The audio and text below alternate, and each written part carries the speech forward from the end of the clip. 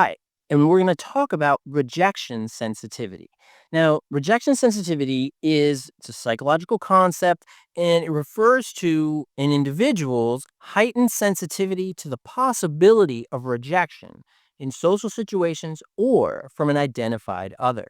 Now, a lot of my clients, whether they're on the BPD spectrum or the NPD spectrum, which is borderline personality disorder spectrum or the narcissistic personality disorder spectrum, they still deal with this rejection sensitivity in a lot of different ways.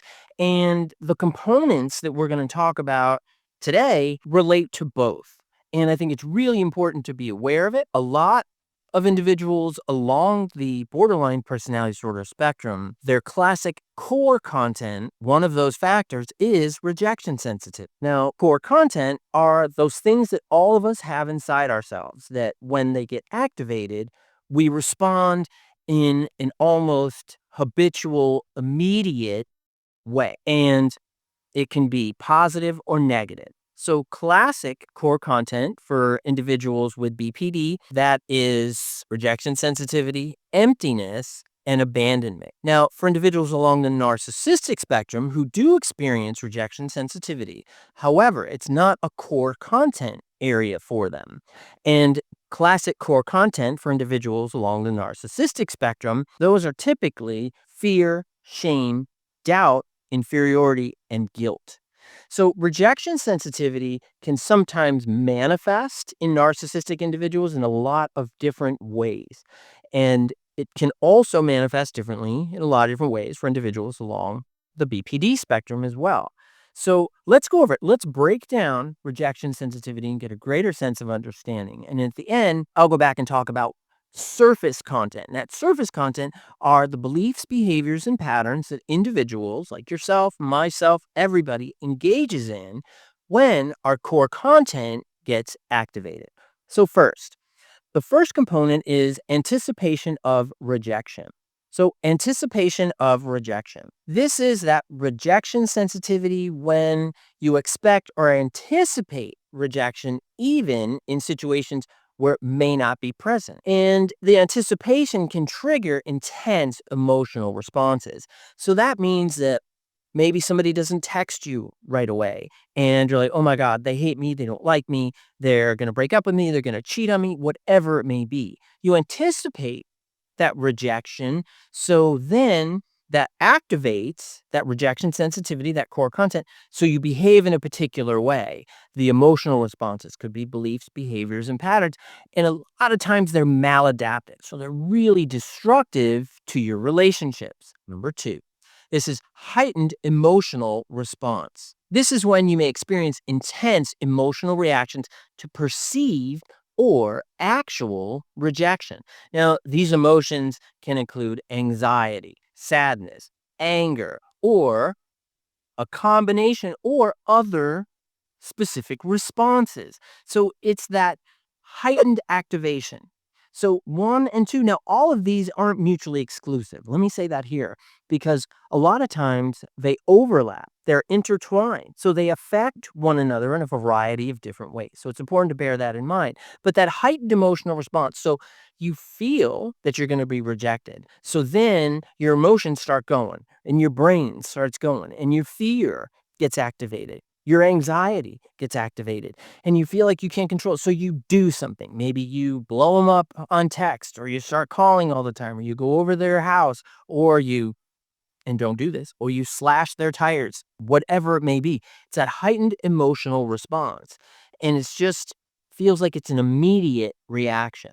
Let's talk about number three. This is an overinterpretation of cues. Now, this is when you overanalyze social cues. You're searching for signs of potential rejection, and this hypersensitivity can lead to misinterpretation of others' behaviors, seeing rejection where it may not exist. For example, it's when individuals along the BPD spectrum that when it's a neutral circumstance, maybe you're just hanging out, right? You just don't have anything to say. You're just both kind of sitting there.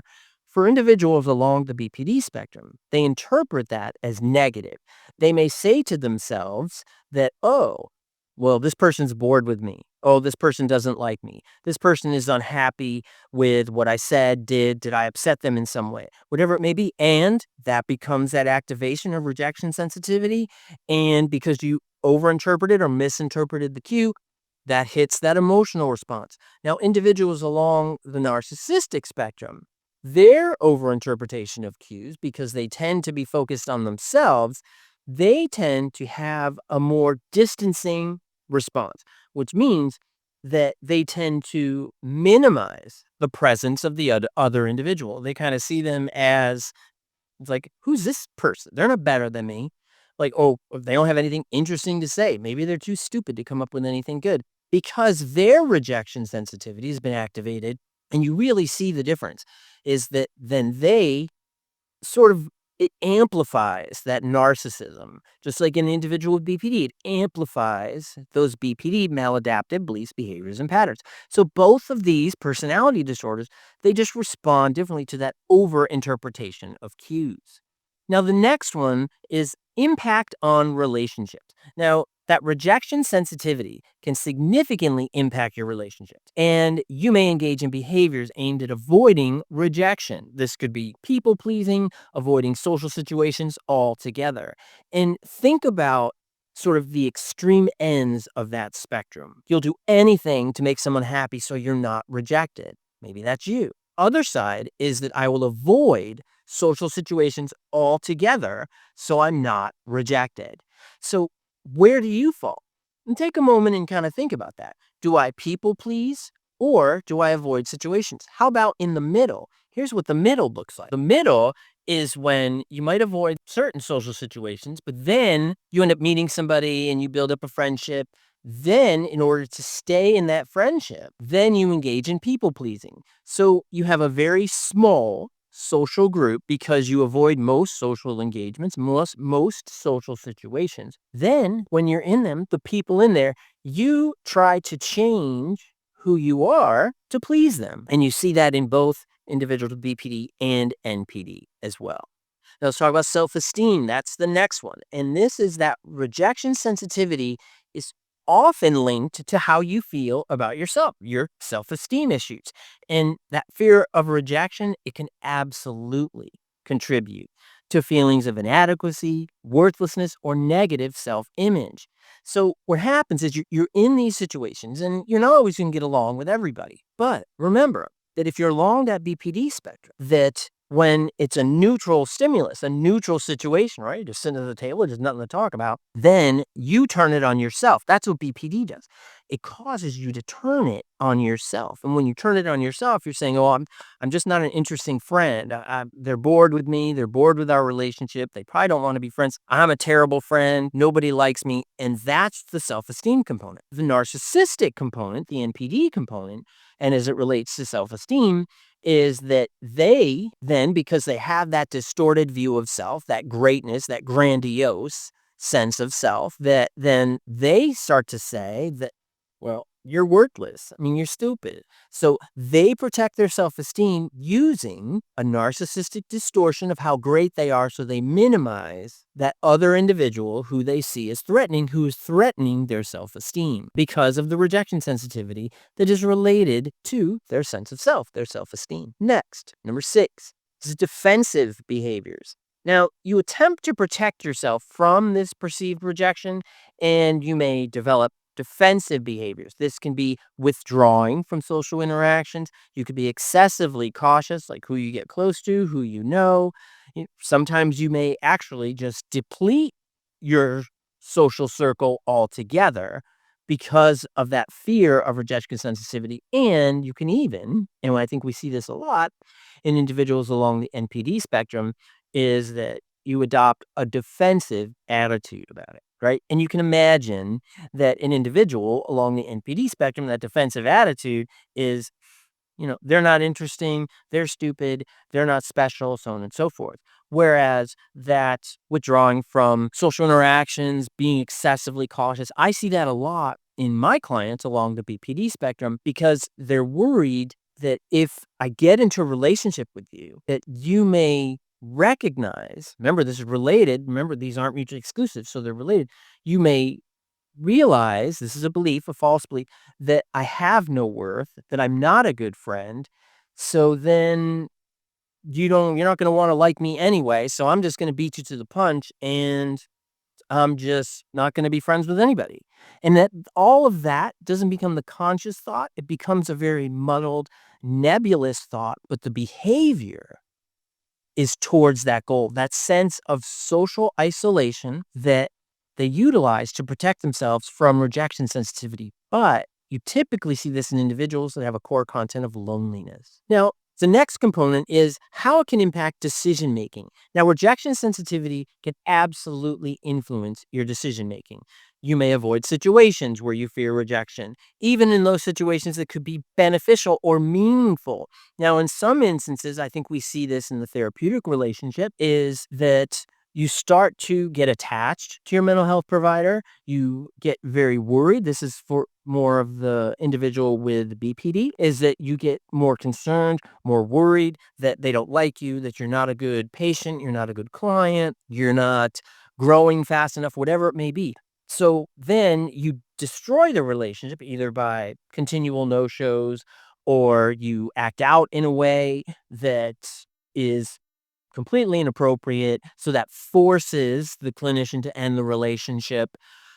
And then those with NPD, typically what you see, and I've experienced this multiple times in my clients that are along the narcissistic spectrum, in that they just utilize excessive criticism, and that the session becomes a focus for them on, as a therapist, are you good enough and worthy enough to treat me? And really what they're trying to do is that they're undermining the therapeutic relationship, and they're trying, it's a power struggle in a lot of ways.